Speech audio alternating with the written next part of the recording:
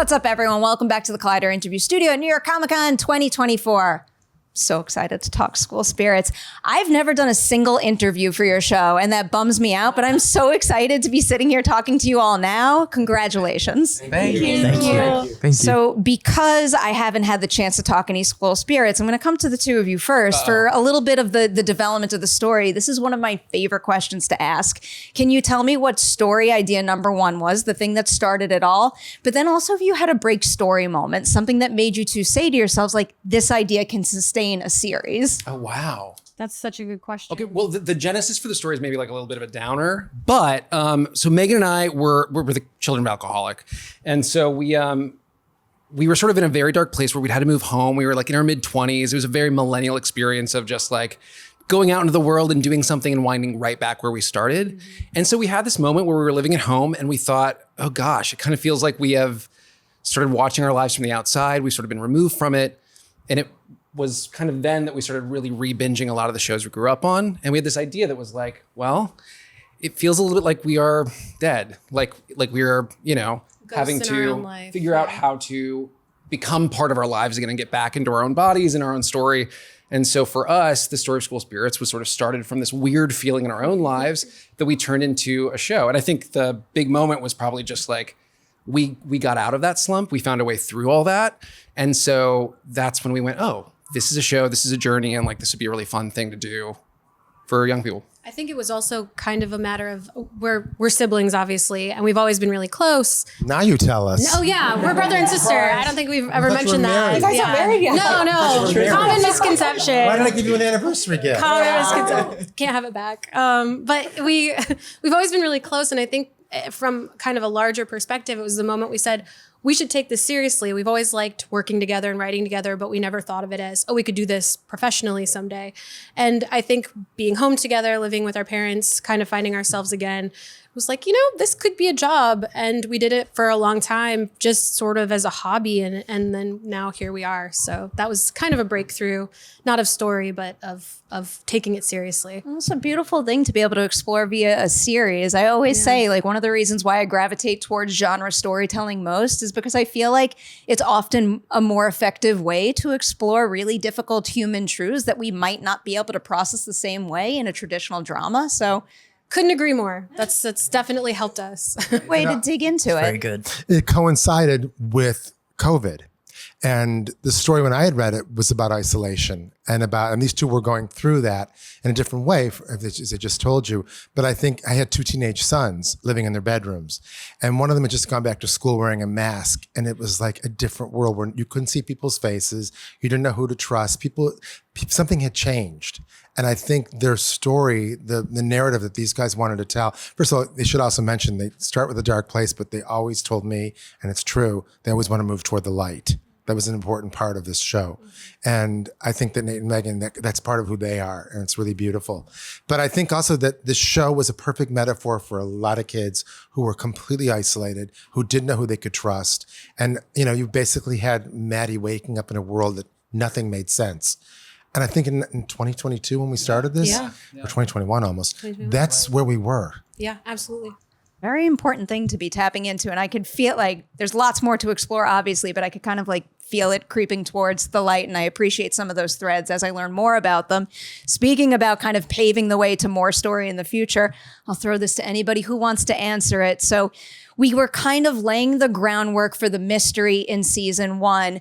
What can you tease about season 2 in terms of how it might have its own unique identity? Is there any kind of like variation in style or tone or themes that might differentiate it from what we've already seen? That's such a good question. And my brain is figuring out how to answer this without totally spoiling it, because everyone knows I am the accidental spoiler. So you're going to get all of my questions. No one, truly, everyone's just watching me, waiting for me to be like, no. I'm supposed to pinch her. I'm told to pinch her really hard. So I think that there's an evolution to the style of the show that is taking us into a place where we're dealing with more supernatural issues. Obviously, in this season, I think what was so much fun for us as creators in season 1, it was a supernatural premise very rooted in reality.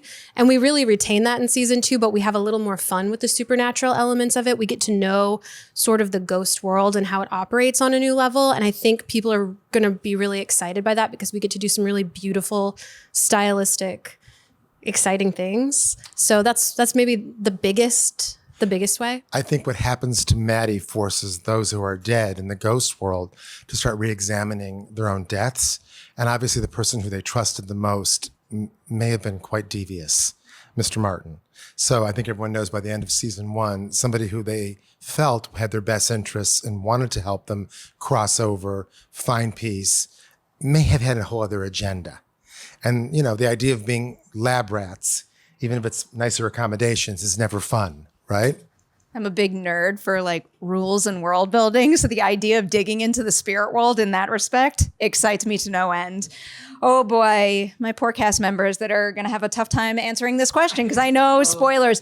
I will say I pulled this from something we're showing at the panel later, and this interview will not be published until after the panel. But there's one particular thing in the teaser trailer that I latched onto. It is the Maddie VO, and you say, when it comes to facing your fears in life or death, facing yourself can be the hardest part. So for each of you, can you tease what they have to face about themselves in season 2 that is different from season 1?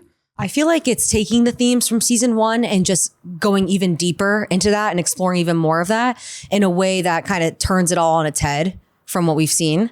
But yeah, it's kind of like these characters are who they are and they have to face it. I feel like Simon is always in action and he's taking so many risks. But this season, he really has to face, you know, and confront. If you keep giving someone your arm and your leg, eventually you're going to run out of body parts. He's kind of a bit of a shadow. Like he's a little bit of a sacrificial love, but I think he helps Maddie without realizing that the more he helps her, the less time he has with her. We have no idea what happens when you find your body. It's like bittersweet. I'm going to help you remove yourself from my life. You know, that's so he has to kind of confront, I guess, what he wants to do for himself. What a way to put it. Oh, that was so sad. I'm like, this show is Show does have sad. jokes. Yeah. Okay, my character is just so fun. Nothing bad happened to her. Rhonda's all light.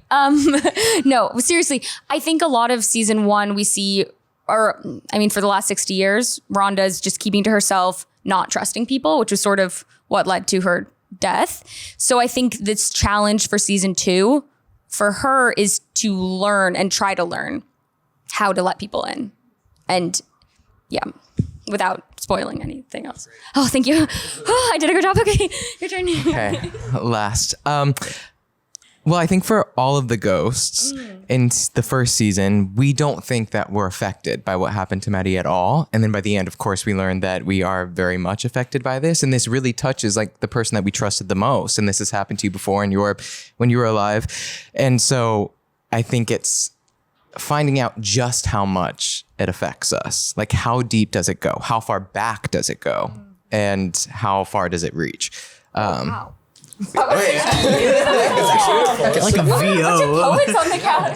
Very, very well said. I'm very impressed. I feel like I'm going to follow up these very thoughtful answers with something a little sillier. But for my 3 spirits, I'm curious because I got to see season 2, episode 1, and it kind of put this in. You did? We haven't even seen Tell it. us what it looks like. Do you like it? Well, I'll tell you about what one particular thing looks like because it happened a couple times in this episode. What is it like doing the scenes where they return to the place of their death? How do you need to perform those? That's I feel like I tend to get obsessed with things that you think are the little things that are just very difficult to do believably. And that always seems like Being one of hurled them. back into the cafeteria. Right. Yeah. Yeah. They're almost like stunts. They are. Yeah, like you have to have like maybe knee pads or something because also they tell you like don't hurt yourself, but like this shot's gonna have to look cool and you're gonna have to run into it and hurt yourself. Broke his arm. No. Yeah, I like broke my back when I did this. Yeah, I mean I guess they're kind of like short little, not super choreographed stunts, but you fall into it. There was like a whole rig, the desks were all rigged up for So like Rhonda like crashes into the desks and they kept being like faster. faster, don't hurt yourself, faster. And I was like, you want me to go faster? I was like, no, but I was like, I want to go faster. They're like, are you sure? And then they rigged all the desks together so that when I fell into them, like I didn't actually push them all. Like I'm not that strong, but I could be. But they like pulled them all back as I fell into them. But it was also, I don't know, sometimes that's like the hardest acting.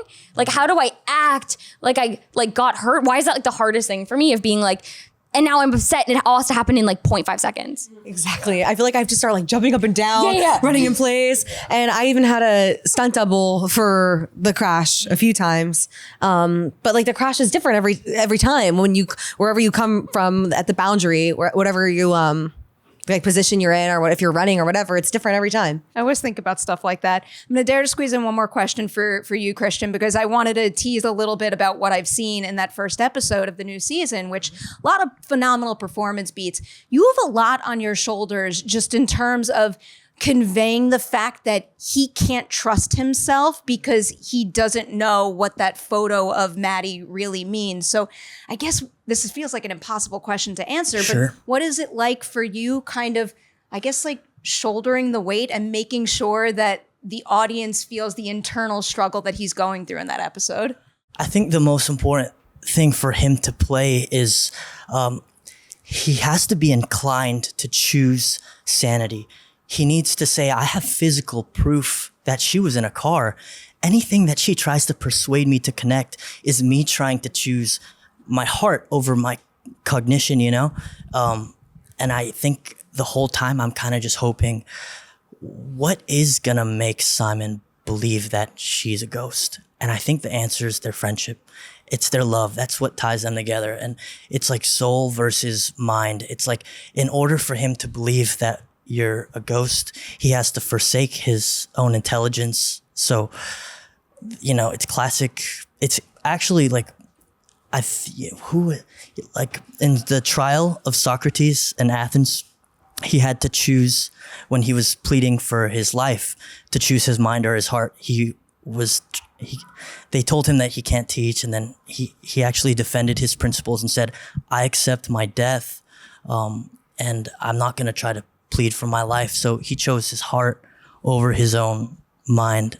And so that's what I hope Simon gets to do, is connect with her again. Again, I've only seen a little bit, but like, job well done. You have some great and like you two have a scene together that I can't stop thinking about.